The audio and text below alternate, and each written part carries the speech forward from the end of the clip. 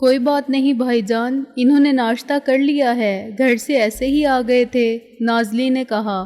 Good, شیخ نے چٹکی بجا کے کہا۔ اب بس مجھے آدھا گھنٹہ اور دے دو، میں آیا نہا کے اور ناشتہ کر کے۔ نازلی کی ماں اندر جا چکی تھی اور اس کے ابا اخبار لے کر باہر جا بیٹھے تھے، چنانچہ آدھے گھنٹے کے لیے میں پھر نازلی کے ساتھ تنہا رہ گیا۔ مس نازلی، میں نے متانت سے کہا، کیا یہ نہیں ہو سکتا کہ آپ بھی تشریف لے جائیے اور اندر جا کے کوئی نیک کام کریں، مثلاً کتابوں میں دل لگائیں؟ استاد جی، وہ آہ سرد بھر کے بولی، اس وقت میرا پڑھنے کا بالکل موڈ نہیں ہے، آپ ایسا کریں کہ میرا ٹیسٹ لے لیں۔ ٹیسٹ لے لوں؟ میں نے حیران ہو کے کہا، کس چیز کا؟ یہی کہ مجھے جوڈو اور کراٹے کتنا آتا ہے، آ جائیے سامنے۔ وہ اٹھی اور دوپٹے کو سر پر سے اتار کے کمر کے گرد لپیٹ لیا اور آستین کو اوپر چڑھا کے اس نے مجھے چیلنج کیا، لیکن میں چیلنج قبول کرنے کی بجائے یہ سوچ رہا تھا کہ بے تکلفی اور معصومیت کے اس مظاہرے کو ظاہر کی آنکھ سے دیکھنے والا کیا صرف نوجوانی کا الڑ پن سمجھے گا۔ پہلے تو میں نے سوچا کہ اس لڑکی کو آزمانے کے بہانے ایسا سبق دوں کہ وہ ساری شوخی بھول جائے، پھر مجھے خیال آیا کہ وہ ایک کم عمر اور کم عقل لڑکی ہی تو ہے، میرا اس کا کیا مقابلہ؟ چنانچہ میں اسی اطمینان کے ساتھ بیٹھا رہا، تیار ہونے کی بجائے میں صوفے پر نیم دراز ہو گیا۔ تم واقعی اسکول کی بچی ہو، میں نے سگریٹ جلا کے ایک کش لیتے ہوئے کہا۔ غلطی سے کالج میں پہنچ گئی ہو؟ کیا مطلب؟ وہ ماتھے پر بل ڈال کے بولی۔ عقل نہیں ہے مجھ میں یا چھوٹی ہوں میں؟ ماشاءاللہ، بہت جلد سمجھ لیا بات کو، میں نے کہا۔ یہ بھی سچ ہے کہ تمہارا عقل نام کی کسی چیز سے دور کا بھی واسطہ نہیں، اس کے علاوہ چھوٹا بڑا ہوتا ہے آدمی ذہنی طور پر۔ اب تم دیکھنے میں تو واقعی بڑی لگتی ہو مگر ہو نہیں۔ میرا حربہ کارگر رہا، نازلی کا موڈ آف ہو گیا اور منہ سوج گیا۔ اس نے دوپٹے کو کمر سے کھول کر شانے پر ڈالا اور آستین نیچے کر کے سخت برہمی کے عالم میں دروازے کی طرف بڑھی۔ عین دروازے میں اس کا تصادم شیخ سے ہوا۔ الہی خیر، یہ لومڑی دم دبا کے کہاں فرار ہو رہی ہے؟ شیخ نے کہا اور پھر غور سے اس کی رونی صورت کو دیکھا۔ کیا ہے تجھے؟ بھیڑ نے کاٹا ہے کیا؟ منہ کیوں کپا ہو رہا ہے؟ کچھ نہیں یار، میں نے کہا۔ مجھ سے فرما رہی تھی کہ جوڈو کراٹے سکھا دیں۔ میں نے کہا، عقل کے ناخن لو بی بی، شریف لڑکیاں ہانڈی چولہا کرتی ہیں، جھاڑو برتن کرتی ہیں، ماڑ دھاڑ نہیں کرتی پھرتی، اور ابھی تو گڑیا کھیلنے کی عمر ہے تمہاری۔ بس اسی کا غصہ ہے کہ میں نے سچ کیوں بولا۔ نازلی میری بات سن کے ذرا سی دیر کے لیے رک گئی تھی، مگر بات سننے کے بعد اس کا پارا اور چڑھ گیا اور وہ پٹکتی ہوئی نکل گئی۔ شیخ نے ایک زبردست قہقہا مارا اور میں نے عمدن اس کا ساتھ دیا تاکہ آواز نازلی تک پہنچ جائے اور وہ سمجھ لے کہ ہم اس پر ہنس رہے ہیں، مگر ہے وہ جذباتی لڑکی، اپنے کمرے میں بیڈ پر گر کے اب رو رہی تھی۔ میں نے سوچا، ایسی جذباتی حماقت کی انتہا کا شکار ہونے والی لڑکی تو خودکشی تک کر سکتی ہے، اگر اس نے بھی اسی قسم کا کوئی قدم اٹھا لیا تو احساس جرم کا داغ میرے ضمیر پر رہ جائے گا، میں کسی کو بتا بھی نہ سکوں گا کہ ایسا کیوں ہوا۔ بیٹھے ہیں پھر تصور جانا کیے ہوئے، شیخ نے اندر آ کے کہا، مگر جناب ابھی فرصت کے وہ رات دن کہاں، اٹھیے کہ اب وہ لذت خواب سحر گئی۔ میں چونک کر ہنسا۔ پولیس اور غالب، کیا ستم ہے، کیا زمانہ آ گیا ہے۔ باہر نکل کے میں نے اسے گزشتہ رات پیش آنے والے واقعات سنائے جو کسی لطیفے سے کم نہ تھے۔ وہ بڑی دلچسپی سے سنتا رہا۔ ایک سکوٹر کی آواز، پھر ٹریفک کا شور، مجھے اس کے کان میں چلا کے بات کرنا پڑ رہی تھی، لیکن میری نظر ادھر ادھر بھی تھی کہ خدا نہ خواستہ کوئی ہمارے تعاقب میں تو نہیں ہے۔ یہ خوب ہوا، شیخ نے کہا۔ مارا بھی اور مار بھی کھائی، وجہ کوئی نہیں، کھایا پیا کچھ نہیں، گلاس توڑا 2 روپے۔ اب تو یہ مشکل تھا کہ ہم آمنے سامنے ہو کے تعظیم بجا لاتے اور اپنا اپنا تعارف کرواتے کہ فدوی کو سکندر بخت کہتے ہیں، اور وہ کورنش بجا لاتے کہ ناچیز کارکان خفیہ پولیس ہیں۔ آداب اور شب بخیر، مقصود صرف حضور کی خیریت دریافت کرنا تھا۔ لیکن یار، رضوی صاحب نے بار بار فون کیا تھا تو ان سے بھی پوچھ لینا تھا کہ بات کیا ہے۔ خدا نہ خواستہ میں نے پہلا کام یہی کیا تھا، مگر اپنے گھر کا ٹیلی فون فوت ہو چکا تھا۔ میں نے کہا، اب ذرا اپنے کام سے فارغ ہو لیں تو کسی جگہ سے بات کر لیں گے۔ مجھے سخت مایوسی ہوئی یار، آخر رابعہ نے مجھے فون کیوں نہیں کیا، ایک بار تو کرتی۔ حالانکہ جناب نے اس کی یاد میں ہجر و فراق کے یہ دن تڑپ کے گزارنے کے سوا کچھ نہیں کیا۔ شیخ ہنسا۔ صبح کرنا شام کا لانا تھا جوئے سیر کا، رات اختر شماری کرتے گزرتی تھی اور دن اسے ٹیلی فون کرتے۔ میں اسے کس طرح فون کر سکتا تھا یار، وہاں اتنے لوگ ہیں اور پھر وہاں کے حالات۔ میں نے ہفت سے کہا، تو اس کے لیے یہ پرابلم نہیں تھی کیا؟ شیخ نے کہا، سب کچھ نظر انداز کر کے تمہیں حال دل زار بتاتی رہتی۔ اسے تو معلوم تھا نا یار کہ میں یہاں اکیلا ہوں۔ میں نے کہا، فرض کرو وہاں انکل رضوی یا شیروانی صاحب میں سے کوئی ریسیور اٹھا لیتا تو میں بیمار پرسی کے بجائے کہتا کہ ذرا میری منصوبہ کو بلائیے۔ یار وہ بڑی پریکٹیکل لڑکی ہے، شیخ نے کہا۔ اس کے علاوہ وہ سمجھ رہی ہوگی کہ تم پہنچنے والے ہو، آج نہ صحیح کل عدالتی اجازت ملتے ہی آ جاؤ گے۔ عدالت کی اجازت ملے 24 گھنٹے ہونے کو ہیں، اور جناب کہاں جا رہے ہیں؟ مزنگ۔ میں تو مارا گیا شیخ صاحب، دونوں طرف سے۔ میں نے کہا، ادھر محسن کو گلا ہوگا تو دوسری طرف رابعہ کو بھی کہ میں اپنے ایڈونچر سے باز نہیں آیا۔ حالانکہ خدا گواہ ہے میں جانے کی نیت کر کے ہی تیرے پاس آیا تھا، اور نازلی سے 1000 نقد بھی اسی مقصد کے لیے مانگے تھے، مگر آگے جو کچھ ہوا اس میں میرا کیا قصور؟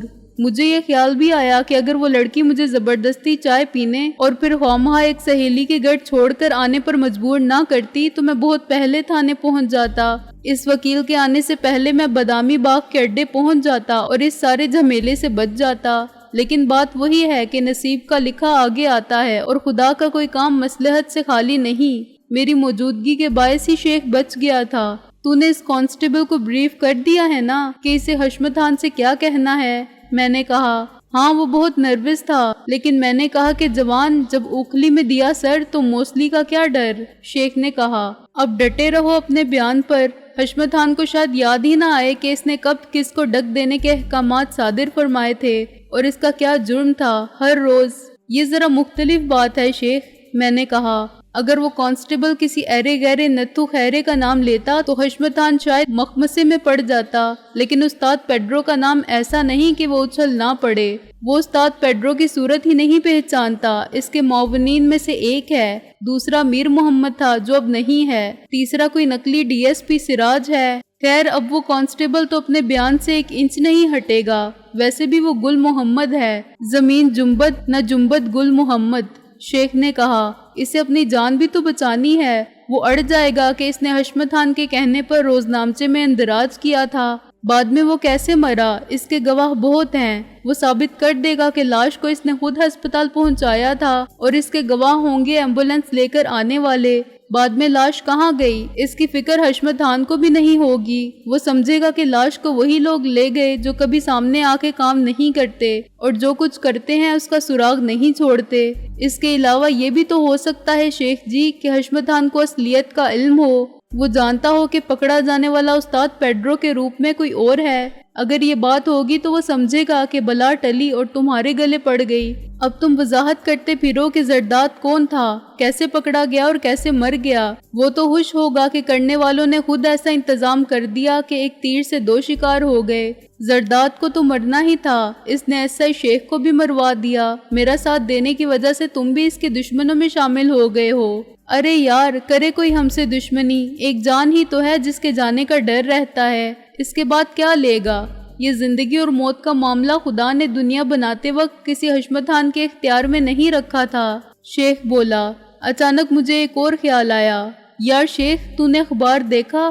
اخبار تو دیکھا مگر وہ نہیں۔ شیخ نے کہا، وہ تو اس اخبار کی ایسی خبر ہوگی جو دھماکہ کرے گی اور سب کو ہلا دے گی۔ ایکسکلوزیو سٹوری، ابھی دیکھ لیتے ہیں۔ اس نے اسکوٹر کو ایک بک سٹال کے سامنے ذرا سی دیر کے لیے روکا اور میں نے بطور خاص صدائے وقت طلب کیا اور اخبار فروش نے حسب توقع نوائے وقت نکالا۔ میں نے دوبارہ زیادہ واضح الفاظ میں صدائے وقت کہا تو وہ خاصا حیران ہوا۔ بابو جی ایک بات پوچھوں؟ آج صبح سے آپ تیسرے آدمی ہیں جس نے یہ اخبار مانگا ہے۔ وہ بولا، بکتا نہیں اس لیے ہم تو رکھتے نہیں، مگر آپ کو مل جائے گا مزنگ چوک پر۔ ہم آگے روانہ ہو گئے۔ مزنگ چوک کی ایک دکان سے بالآخر صدائے وقت دستیاب ہوا۔ میں نے بڑے اشتیاق سے پہلا صفحہ کھولا۔ اس پر ملکی و غیر ملکی اور اندرون اضلاع کی سب اہم خبریں تھیں، مگر وہ خبر نہیں تھی جس کی ہمیں تلاش تھی۔ میں نے وہ صفحہ دیکھا جس پر شہر کی خبریں تھیں۔ ہر اخبار کا ایک صفحہ مقامی نوعیت کی خبروں اور اعلانات وغیرہ پر مشتمل ہوتا ہے۔ اس پر بھی ایسی کوئی سنسنی خیز ہیڈ لائن نہیں تھی جس میں کسی ایس ایچ او میر محمد کے گھر میں ہونے والی واردات کا ذکر ملتا۔ بقول شیخ کے اس میں کوئی ایکسکلوزیو سٹوری نہیں تھی جس کے ساتھ ان بچوں کی تصویر بھی ہوتی جنہوں نے اخبار کو یہ خبر فراہم کی تھی۔ یہ کیا چکر ہے شیخ؟ میں نے اخبار الٹ پلٹ کر اس کے حوالے کیا۔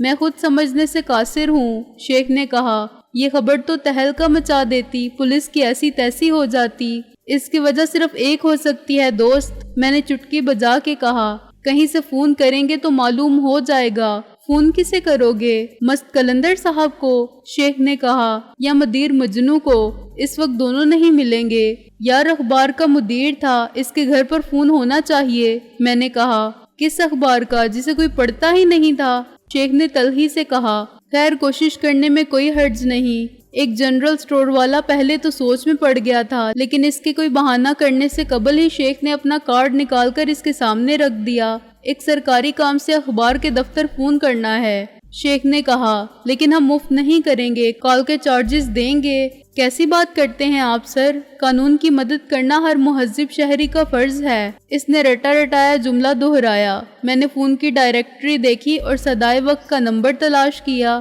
میری خوش قسمتی کہ وہاں آپریٹر تو نہیں تھا، لیکن ایک چوکیدار نے فون اٹھا لیا اور یہ حوصلہ شکن اطلاع دی کہ مست قلندر صاحب کے گھر میں تو فون ہے ہی نہیں۔ ایڈیٹر صاحب کے گھر میں ہے، لیکن اسے نمبر یاد نہیں۔ آپریٹر بتائے گا اور وہ 10-11 بجے آئے گا۔ ریسیور رکھنے کے بعد میں کچھ دیر سوچتا رہا، پھر مجھے میری عقل پر افسوس ہوا۔ اخبار کے آخری صفحے پر سب سے آخر میں پرنٹ لائن میں ایڈیٹر کا اصل نام موجود تھا۔ ذرا سی دیر میں یہ نام ڈائریکٹری میں مل گیا۔ اس کے ساتھ ہی میں نے نمبر نوٹ کر لیا۔ 10 منٹ تک ہم مسلسل وہ نمبر ملاتے رہے۔ گھنٹی بجتی رہی لیکن ریسیور کسی نے نہیں اٹھایا۔ یہ رات کو جاگنے والی مخلوق ہے شیخ جی، میں نے سوچتے ہوئے کہا۔ گھوڑے گدھے سب بیچ کر سو رہے ہوں گے، کہیں کوئی ایسی ویسی بات نہ ہو، شیخ نے سوچتے ہوئے کہا۔ میرے ذہن کو ایک جھٹکا لگا۔ مجنو صاحب کے ساتھ بہت کچھ ہو سکتا تھا کیونکہ بچے انہی کے پاس تھے اور وہ ٹیپ بھی۔ اس امکان کو مسترد نہیں کیا جا سکتا تھا کہ میر محمد کی بیوی تشدد کی تاب نہ لا کے سچ بولنے پر مجبور ہو گئی ہو۔ مست قلندر صاحب تو بچوں کو ایسے ہی مل گئے تھے، لیکن انہوں نے بڑی عقل مندی کا ثبوت دیا تھا کہ بچوں کو ٹیپ سمیت آگے ارسال کرنے سے پہلے ٹیپ کی ایک نقل بنوا کے اپنے ریکارڈ روم میں رکھوا دی۔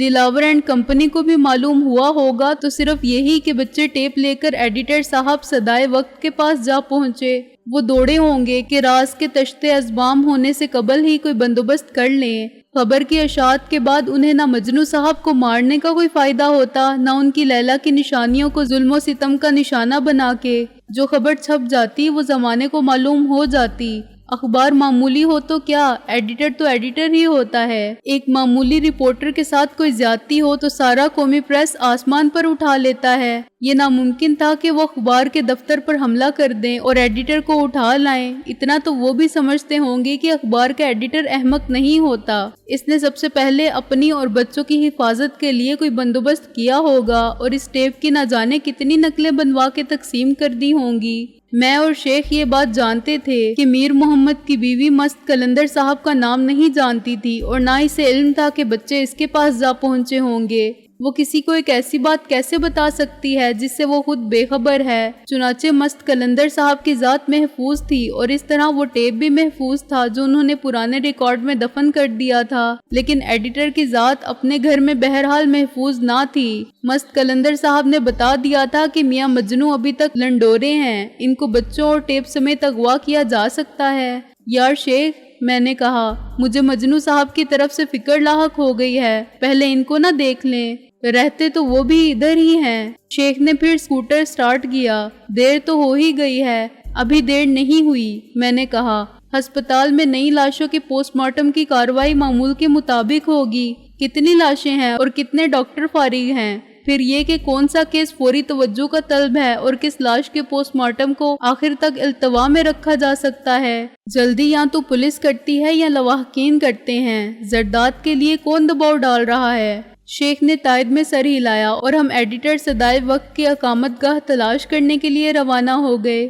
پتہ زیادہ مشکل نہیں تھا، لیکن ایڈیٹر کوئی ایسی شخصیت نہیں ہوتا جو ہر روز چمکتی دمکتی مرسیڈیز میں گزرتا ہو تو زمانہ دیکھتا اور سلام کرتا ہو۔ وہ دانشور قسم کا، اپنے خیالوں میں اور اپنے حال میں مست رہنے والا، اپنے حلیے کی پرواہ نہ کرنے والا اور غریب نظر آنے والا شخص ایسا نہ تھا کہ اسے سب پہچانتے۔ चुनाचे हम आधे घंटे बाद वहां पहुंचे जहां हम 10 मिनट में पहुंच सकते थे। दरवाजा बाहर से मुकफ्फल था। हमें बंद दरवाजे के सामने अहमकों की तरह खड़ा देखकर एक पड़ोसी ने ऊपर वाली मंजिल की खिड़की से सर निकाला। किससे मिलना है जी? एडिटर साहब से, वो गैर संजीदा लहजे में बोला। हाँ, मैंने कहा, सदाए वक्त के मदीरे आला से जनाब। ओ बस जी, जुबान को इतनी तकलीफ क्यों देते हो? वो चले गए। इसने धोती को बड़ी महारत से खोलकर बांधा। कहाँ चले गए? मैंने और शेख ने एक दूसरे की तरफ देखा। मनमौजी आदमी थे, दुनिया का मौज मेला देखने निकल गए। वो मुस्कुराया। और दुनिया बहुत बड़ी है, मेरे किराएदार थे। तुम्हें तो कुछ जरूर बता के जाना चाहिए था। बाद में कोई मुलाकाती आए या डॉक आए तो। ओ जी, ये सब हमने भी कहा था, वो आगे लटक कर बोला। मगर वो तो बस हवा के घोड़े पर सवार थे। आधा सामान भी छोड़ गए। नोटिस नहीं दिया था, इसलिए किराया दे गए और चले गए। कहने लगे कि जो भी पूछने आए इसे बता देना कि गए, और कुछ नहीं बता के गए। मुल्के अदम गए कि जहन्नुम में गए, ये उन्हीं के अल्फाज हैं। इनके साथ 2 बच्चे भी थे, मैंने कहा। वो चौंका। हाँ, लेकिन आपको कैसे मालूम हुआ? वो मुझे घूरते हुए बोला।